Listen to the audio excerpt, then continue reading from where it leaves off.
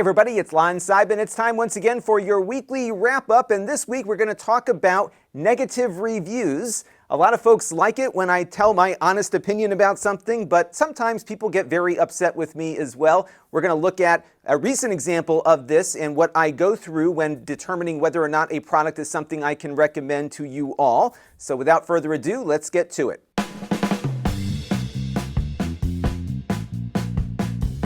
Now, I want to kick off today's discussion with one of my favorite comments of all time, and I really mean that sincerely. It came in from Akiz A about 10 months ago when I reviewed the Lenovo Smart Clock, and this was a Google Home device that was very small. I think it had like a 4.5-inch display that was designed to work in a bedroom. And I was excited about this because I really like the Google Home devices. I have one upstairs. It's got a screen on it. I can, shout questions at it. I can have it set kitchen timers, and it really makes good use of the screen that it has. And my expectation after looking at this device going into it was that it would function similarly to the larger screen devices and that you would get a lot of visual responses to the queries that you were making to the device. But it really worked a lot like the audio-only devices, and it did not make use of the screen the same way the larger units did. And I really pointed that out because as I was approaching this product and looking at it, I said, you know what, I think consumers are going to need to know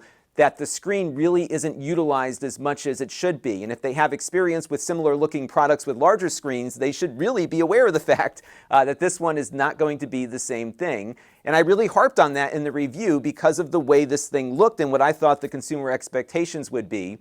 Keys, though, disagreed very strongly on those points. He was a very big fan of this product and very passionate about it, obviously. And at the end of the comment here, he said, "Will you ever say a good word for anything?" And that was really great, actually, because that's what I try to achieve here, is I try to tell you what I think is good about a product and what I think is bad about a product. And what I want to do now is kind of step through all the different criteria that I weigh things against when putting together a review, because I have to think about what you all are looking for as my audience, the people that watch me on a regular basis, but also what general consumer expectations might be for a product. And I have to think about where is the video going to live in the ecosystem as well. And we'll get into some of that detail here as we work our way through. Now, I think it's important to point out here that reviews are the opinion of the reviewer, and you may have a differing opinion to what that reviewer has to say.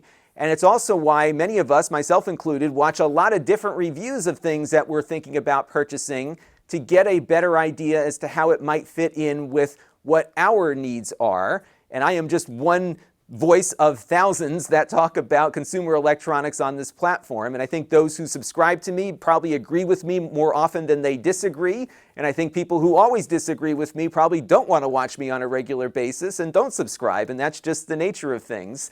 Everyone has a different perspective on the world, and that's reflected in their work. Now, this week, of course, we reviewed the Tivo Stream 4K, and it was something that I was not crazy about and told you all right at the outset of that review. And typically, if I've got a review that's heavily weighted on the negatives, I will hear a lot of opinions coming back at me, which I certainly did. Some were not very nice, but a few of the nicer ones here I wanted to share with you because it does show you the differing perspectives that people have coming into purchasing a product or owning one. So Big Toe up here at the top says they really like my reviews usually, but this time they didn't think I did a good job on it. They really enjoyed their product, which is great. I'm glad they're having a good experience. So they said, hey, so you're just giving it a bad review for not playing well with Plex? They are working on the things that you pointed out aren't working, like YouTube TV and Hulu Live TV. And they also said most of the issues that I pointed out can be fixed with software updates. And that's all true. But the problem is this is the product they're selling right now. It doesn't do all the things that I think it should do. That's my opinion. But I think if it's working well for other folks, then have at it, because it's probably going to be a good product for you. And that's something that was pointed out here in Bobby Danka's comment, especially down here at the end, because he was totally going to buy one, then totally wasn't based off my first 5 minutes. But after watching the full review and he got the larger picture of what I presented, he feels like it's going to work for him for the particular need that he has. And this is exactly what I try to get across in my reviews, that hey, you know what, it may not be for me. I'm going to suggest to you don't buy it, but let me look at all the things that might be of value here. And in looking at the review, Bobby found things that were valuable. He learned from the review that I'm not doing Plex, I'm not running some fancy 4K TV. This might be a good product for my secondary television. And for him, it helped him make a buying decision that he was uncertain about. And that was the mission of the review. In hindsight, I probably did come off too strongly at the outset by saying, don't buy this thing at all. But I was really just kind of ticked off about the product because I was really struggling to get all the things that I usually evaluate a product to do working properly on this device. And it was something that I think Tivo, a big company, could have done a lot better. Since they really invested so much in making a nice remote, you would think they could get some of the basics that a good Android TV box should do working properly, and they did not achieve that in my opinion. But I was glad to see that the review helped somebody, even though I was not too crazy about the product. Here are some of the criteria that I look for on a TV box. We look at a lot of them. It needs to support Ethernet first and foremost, and I could not get Ethernet working on my Tivo box, although I did hear from some folks who used the other USB port to get Ethernet working with other devices. I didn't try that, but I assume, given that it has a USB-C port, that that port would be more usable than it turned out to be. But that's one of the big ones, that it has to support Ethernet. And the reason is that a lot of you watching are really big into Plex and doing a lot of high bitrate movie and TV streaming, and that's something that's important to the audience. And if it doesn't work with a device, that's going to be important, I think, for the people who follow me on a regular basis to know. It also needs to support 4K at 60 Hertz now, because even the cheapest Chinese boxes do that. The Tivo did support that. 24p support is also important because I watch a lot of movies that are shot at 24 frames per second, and it's important that the device automatically switches into that mode so I don't have to keep going into the control panel to do it manually. Just about every box on the market now does that. The Tivo doesn't.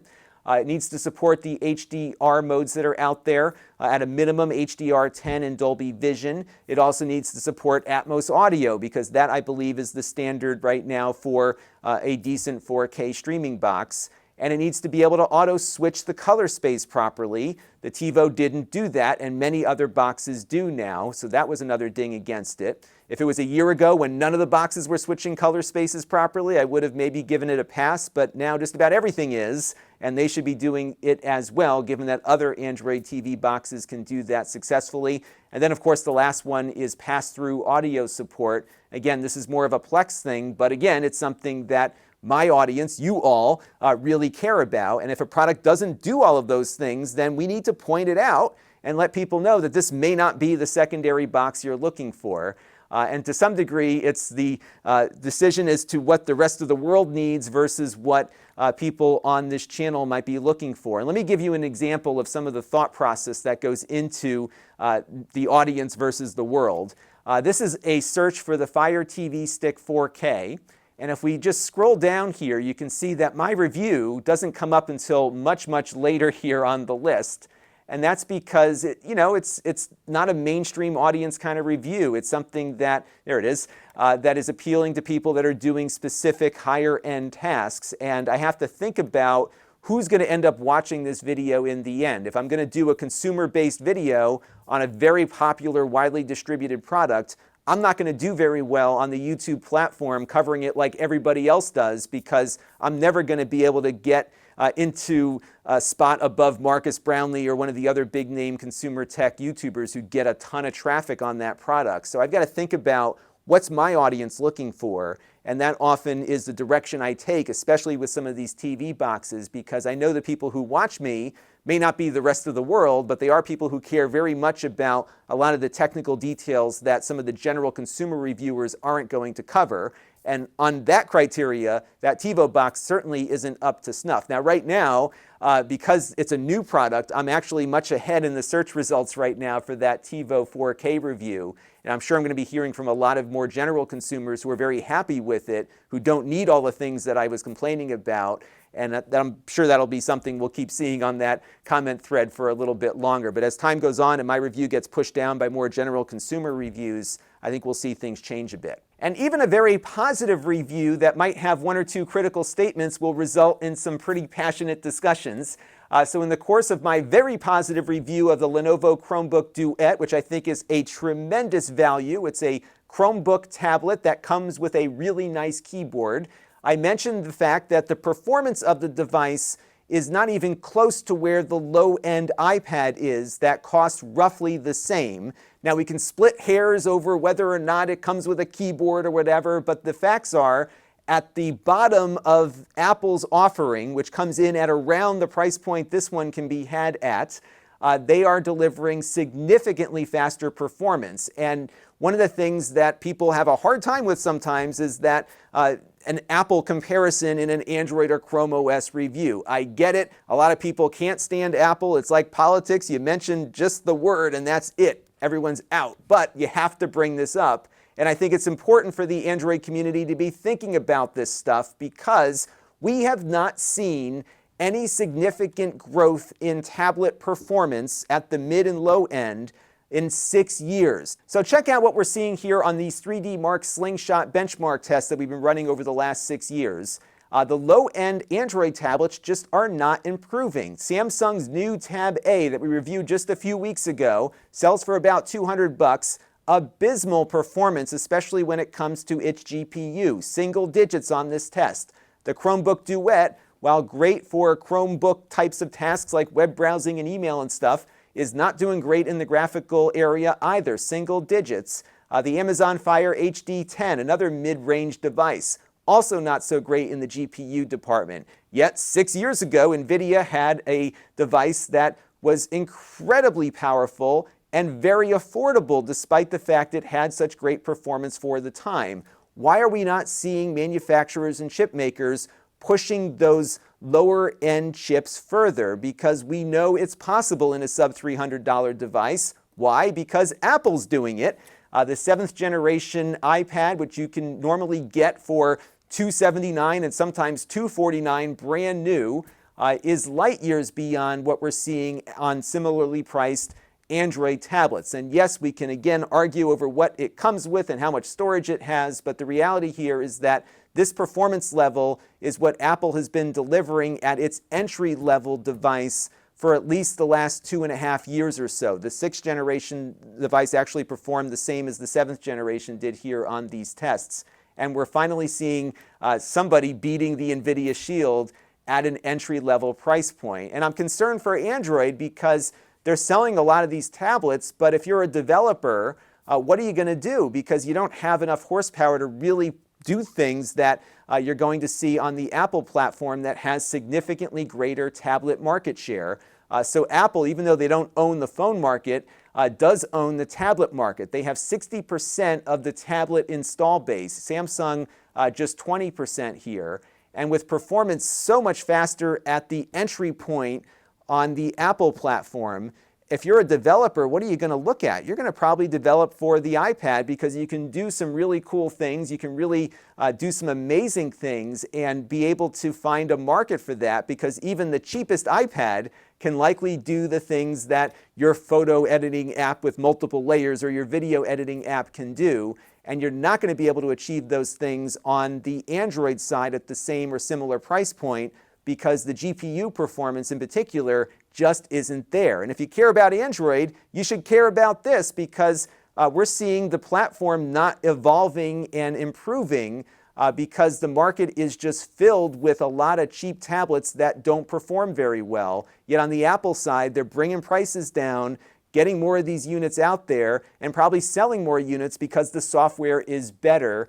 For education, for example, or for creative works. You can do a lot on a 10-inch iPad that you don't even need the Pro for anymore. And this is the kind of stuff that I think if you are a fan of Android, again, you should be concerned about. So we'll have to see where the market evolves. But this is my opinion. If you want a richer level of competition between Apple and Google, you need to be pushing manufacturers to improve the performance of these low-end devices. Even the iPhone SE is going to be a threat to Android because it performs well beyond what similarly priced Android phones perform at. Maybe we'll see that change this year now that Apple is getting into the low-end phone market, but still, Android here is not in trouble by any stretch, but I think developers are going to be more attracted to a platform that offers more performance at the base level because there are more customers for those base level devices. And of course, I review Apple products from time to time here on the channel, and sometimes I'm not crazy about them, and I'll give my opinion, like I did for the Magic Keyboard for the iPad Pro.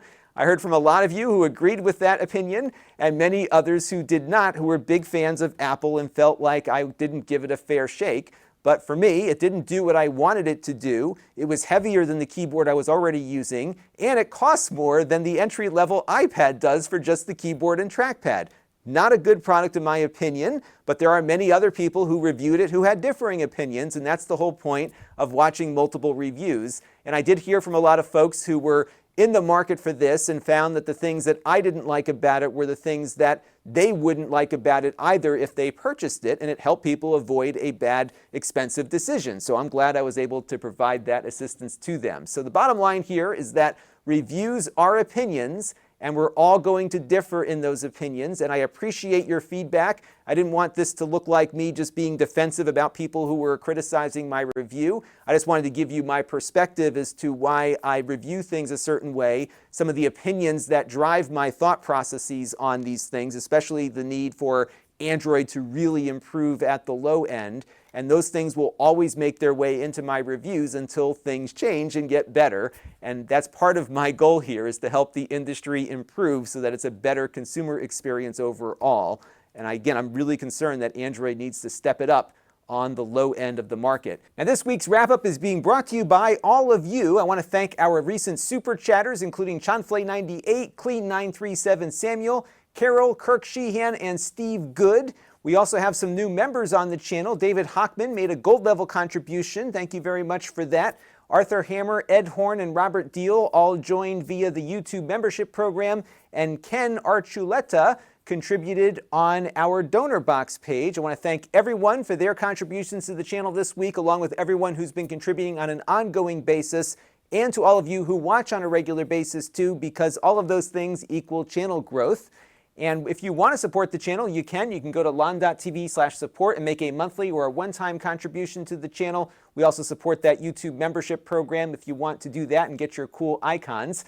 This week on the channel, we had 4 live streams, and one of them was kind of fun because I was experimenting with running vMix, which is the software I'm now using to do all of my active video switching here for recording. You can spin it up on an Amazon cloud server, so I did that. And we were streaming from that cloud server to YouTube just to see if it might be a more reliable way to deliver my live streams to all of you. About 80% of the time my streams are fine, but about 20% of the time Comcast just has a problem in my neighborhood and I lose the stream and it dumps the audience. So I've been trying to find something that can keep the stream active.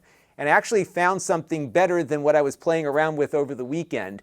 Amazon has another thing inside of their web services called Media Live, and it kind of works like Restream.io and some of these other multi-streamer sites, but you can build it out yourself and it's a lot less expensive. So I spun one of those up, and what will happen now is that if I have a blip in my production where maybe the network drops out for 20 seconds, it'll keep you all on the stream. It'll put up automatically a little logo that says, hey, we're having trouble, stay here, and then I'll pop back up when the stream resumes from my end. So I think that's going to fix it for now until we get our faster connection here at the house, which they say I'm getting. So I'll keep you posted on that as well. No news yet on that. On the Extras channel this week, we did the unboxing of that Tivo device along with the Chromebook that we reviewed, and we had an unboxing on the ThinkPad L13, which I'll probably get to next week, so stay tuned for all of that. On the main channel, we did a fun little one that I recorded during a live stream, which was assembling a new case for my Raspberry Pi. I found the cheapest one on Amazon that came with a fan, and I put it all together. Nothing spectacular there, but it was kind of a fun little video to do, and a lot of you enjoyed that one. We also looked at that Tivo Stream 4K and the Lenovo Chromebook Duet, which we talked about a little bit earlier. This week, I hope to get to another Chromebook, this one from HP. This is their 14. We live streamed about this over the week here, so you can check out that unboxing. Also, we'll have hopefully my review of the Sabrent portable SSD NVMEs. We got a USB-C and a Thunderbolt in, so we can compare how these two identical devices perform over different interfaces.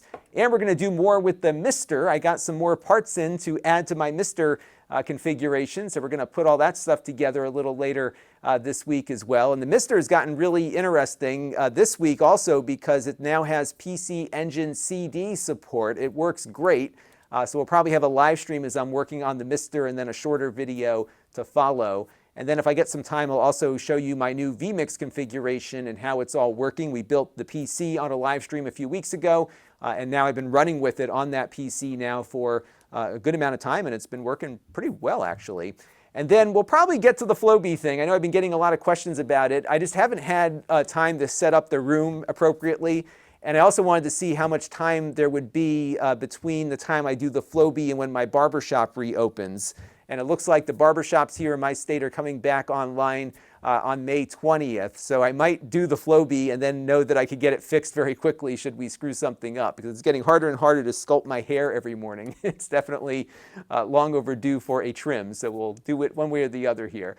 If you like the channel and what I do, I ask that you click the notification bell so you can be notified whenever we go live or upload a new video. We have other channels that you can find me on here, as you can see on screen, including my podcast, which is an audio version of this show. We're a little behind on uploading to there, but we'll get caught up pretty soon, so you can catch this show in audio format if you want. You can engage with the channel on my email list and the Facebook group. And then, of course, we've got the store where I sell previously used items at good prices. And you can sign up for an email alert every time we update the store at the link you see on screen here. And that is going to do it for this week's weekly wrap-up. Let me know your opinions down below in the comments section. I'm sure you have many. And until next time, this is Lon.TV. Thanks for watching. This channel is brought to you by the Lon.TV supporters, including gold-level supporters, the 4 Guys with Quarters podcast, Tom Albrecht, Rick Vestudo, Chris Allegretta, and Kalyan Kumar. If you want to help the channel, you can by contributing as little as $1 a month.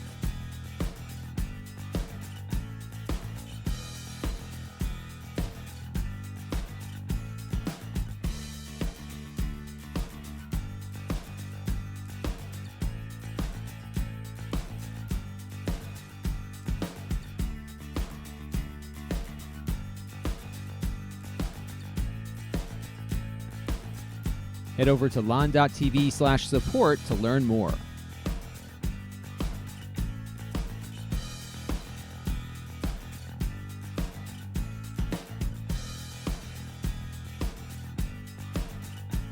And don't forget to subscribe. Visit lon.tv/s.